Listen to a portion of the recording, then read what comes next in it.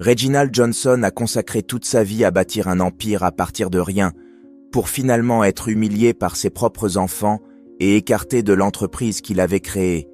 Mais lorsqu'il a découvert ce qu'il faisait réellement, il a décidé d'agir.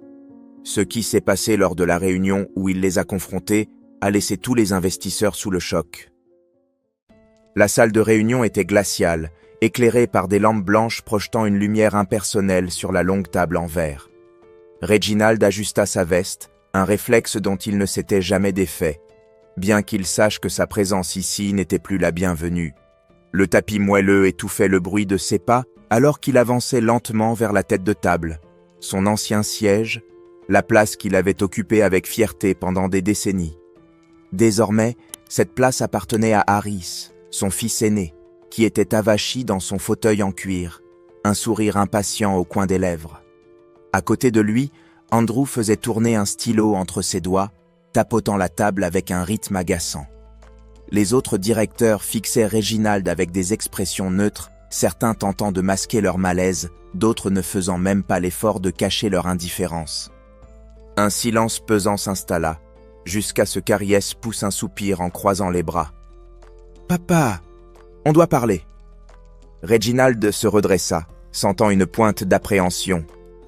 « Je t'écoute. » Harris échangea un bref regard avec Andrew avant de poursuivre. « On ne peut pas continuer comme ça.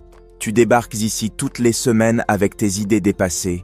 Tu veux te mêler de choses que tu ne maîtrises plus. » Le mot « dépassé » resta suspendu dans l'air, percutant Reginald comme un coup inattendu. « J'ai fondé cette entreprise, Harris. Depuis quand mon expérience ne compte plus ?» Andrew laissa échapper un petit rire sarcastique. « Depuis que le monde a changé et que toi tu es resté figé dans le passé. » Reginald cligna des yeux, déconcerté. Il savait que les choses avaient évolué, que les méthodes n'étaient plus les mêmes, mais figé dans le passé, c'était injuste. Il n'avait jamais cessé d'étudier le marché, de chercher à innover. « J'ai tout sacrifié pour cette entreprise. J'ai passé des nuits blanches, raté vos anniversaires, fait l'impossible pour que tout ça existe. » Harris leva les yeux au ciel, agacé. « Oui, on connaît l'histoire par cœur.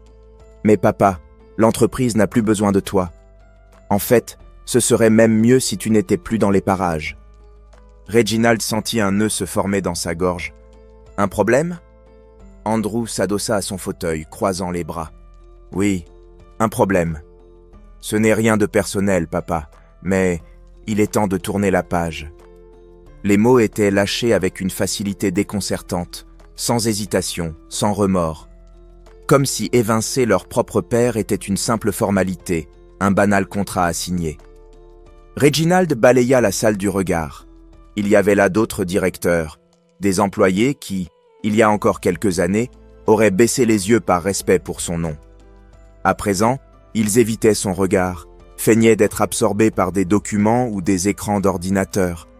Mais il le voyait, dans ses petits sourires en coin, ses regards échangés, cette absence totale de surprise, qu'ils savaient tous déjà. Ils attendaient ce moment. Une vague d'humiliation et d'indignation monta en lui. Comment en était-on arrivé là? Comment avait-il laissé les choses dégénérer à ce point? Il ferma les yeux un instant, et il se souvint. Le petit bureau qu'il avait loué, où il passait d'innombrables nuits blanches à jongler avec les comptes. L'odeur du café froid, les murs défraîchis, le téléphone qu'il décrochait lui-même pour chercher des clients, les réunions improvisées en pleine nuit, les risques calculés, les échecs qui avaient failli le faire abandonner.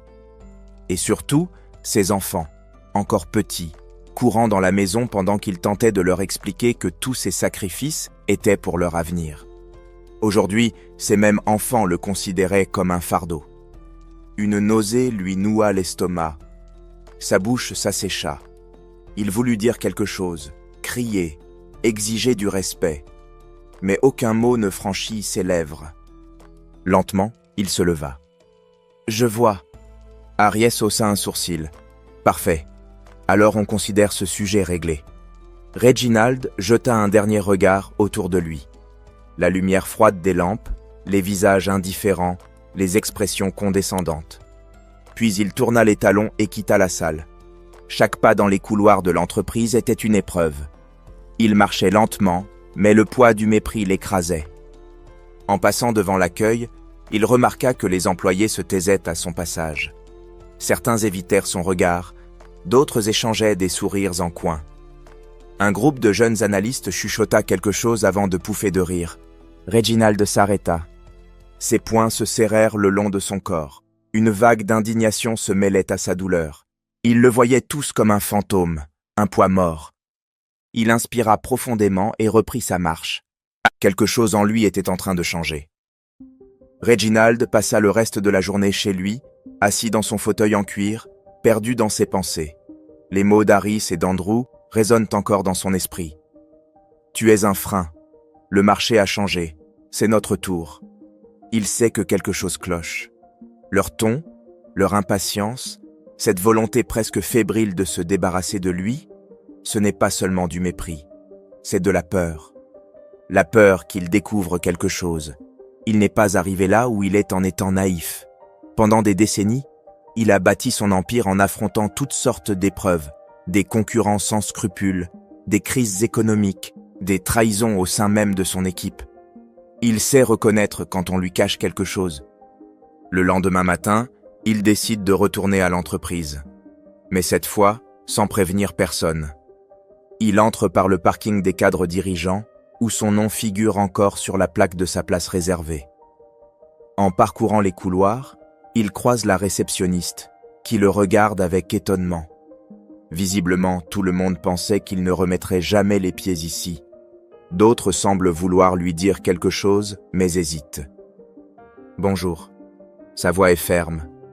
Quelques-uns répondent, d'autres se contentent d'un signe de tête. Reginald avance lentement, saluant chaque employé sur son passage. Lorsqu'il arrive au service financier, il s'arrête à l'entrée et observe. Les bureaux sont encombrés de piles de dossiers, des fichiers sont ouverts sur plusieurs écrans d'ordinateur. Mais un détail attire particulièrement son attention. Un petit groupe de 3 employés, penchés sur un écran, en pleine discussion à voix basse. Dès qu'il remarque sa présence, il s'éloigne brusquement. « Un problème ?» demande-t-il d'un ton neutre. « Non, monsieur. On analysait juste quelques rapports. » L'un d'eux répond sans le regarder dans les yeux. Reginald s'approche d'un pas lent. « Quel rapport ?» L'employé déglutit. « Oh, juste quelques ajustements financiers demandés par Harris et Andrew. Rien d'important. » Reginald le fixe quelques secondes et détecte l'inconfort sur son visage. Il y a définitivement quelque chose de louche. Il ne dit rien et s'éloigne. Il se dirige vers son ancien bureau, celui qui appartient désormais à ses fils. Il s'arrête devant la porte fermée, inspire profondément et tourne la poignée. La pièce est vide, mais les dossiers d'Harris et d'Andrew sont là. Il s'assoit dans le fauteuil en cuir, à la même place qu'il occupait autrefois, et commence à parcourir les documents sur le bureau. Au début, ce sont des contrats classiques, des bilans financiers, des prévisions de croissance. Mais plus il avance dans sa lecture, plus il tombe sur des anomalies, des paiements exorbitants à des entreprises dont il n'a jamais entendu parler, des virements vers les comptes personnels d'Harry et d'Andrew, déguisés en frais professionnels. Ses yeux parcourent les chiffres à toute vitesse, des centaines de milliers, des millions. Son cœur s'emballe. Il se lève, ouvre un meuble à dossier, fouille dans les archives, compare des contrats anciens avec les récents. Plus il lit, plus il sent une pression monter dans sa poitrine. L'argent de l'entreprise est utilisé pour financer un train de vie extravagant. Jets privés, soirées luxueuses, investissements douteux. Chaque document qu'il tient entre ses mains est un coup porté à sa dignité. Il se rassoit lentement et frotte ses tempes. Que sont en train de faire ses fils ?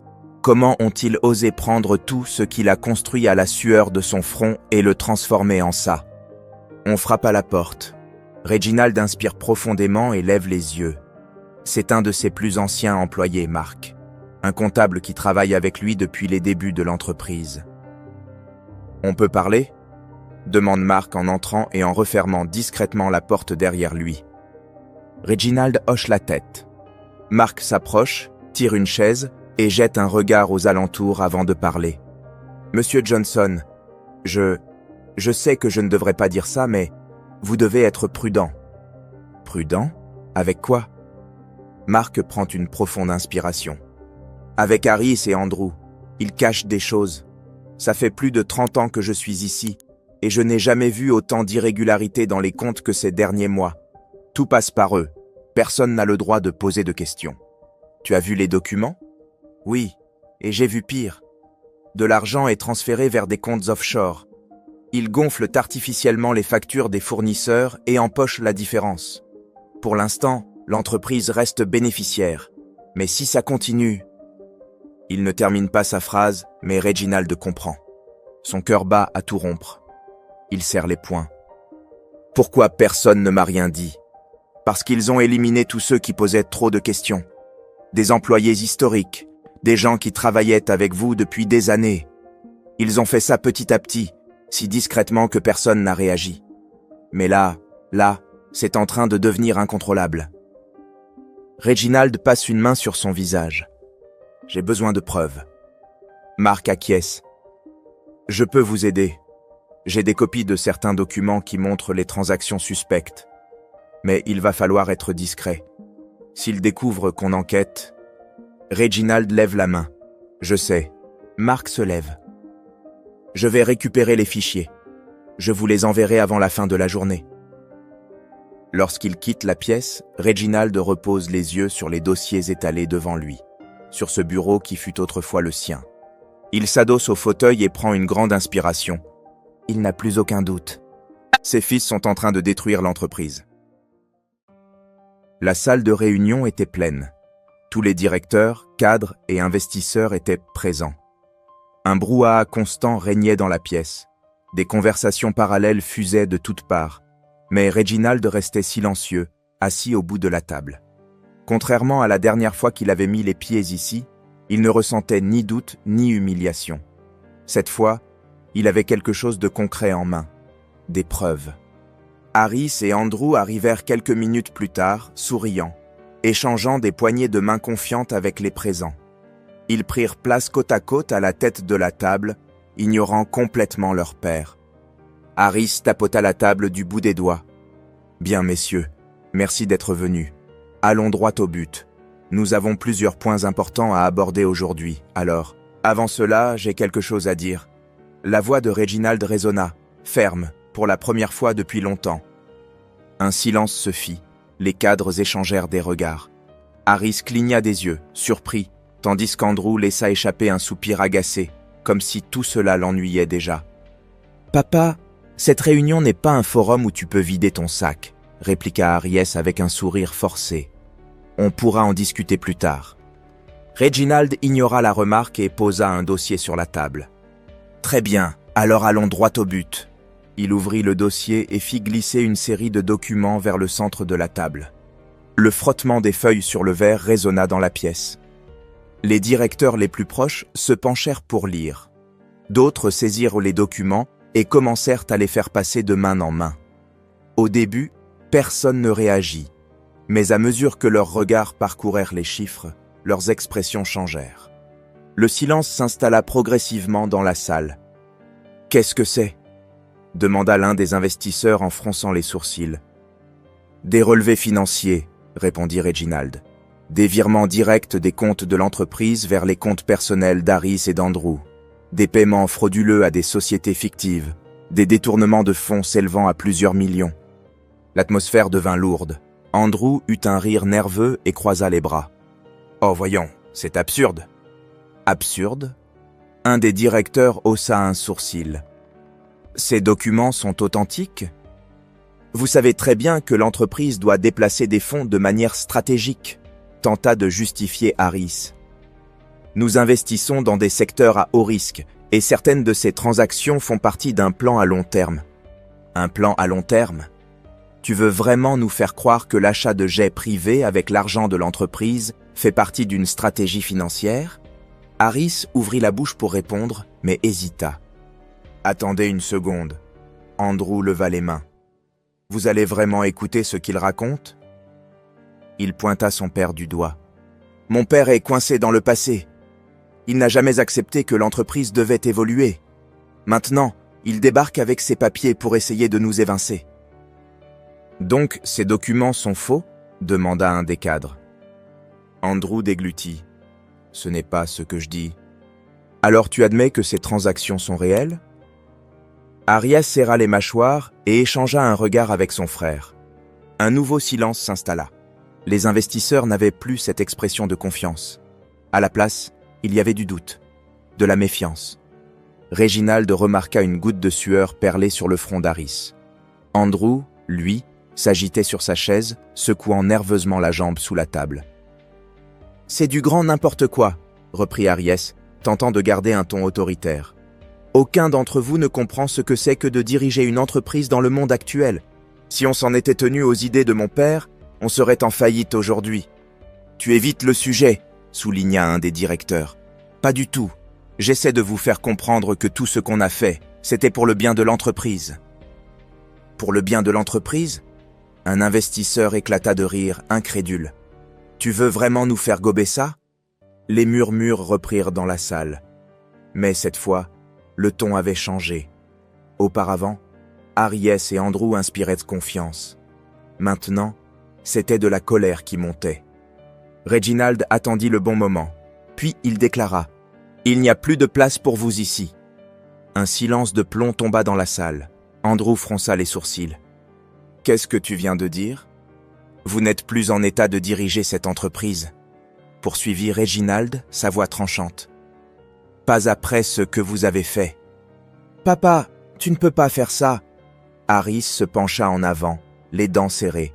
« Cette entreprise est la nôtre maintenant. Et vous êtes en train de la détruire. » Un investisseur se leva. « Je soutiens le retrait immédiat des deux du poste de direction. » Un autre directeur acquiesça. « Moi aussi. On ne peut pas laisser passer ça. » La tension monta d'un cran. Harris et Andrew regardèrent autour d'eux, réalisant qu'ils étaient en train de perdre pied. « Vous n'avez pas le droit. Nous avons passé des années à construire notre légitimité ici. »« Et vous avez passé des années à voler sous notre nez, » rétorqua un investisseur. « Ce n'est pas du vol. » Arias frappa la table. « Nous avons fait ce qui devait être fait. » « Non. Vous avez fait ce qui vous arrangeait. » La voix de Reginald était calme, mais implacable. Les frères restèrent sans voix. « On passe au vote », suggéra l'un des directeurs. Et un à un, les votes furent exprimés. Le verdict était sans appel. Harris et Andrew étaient dehors. Ce matin-là, en entrant dans l'immeuble de l'entreprise, Reginald ressentit quelque chose de différent.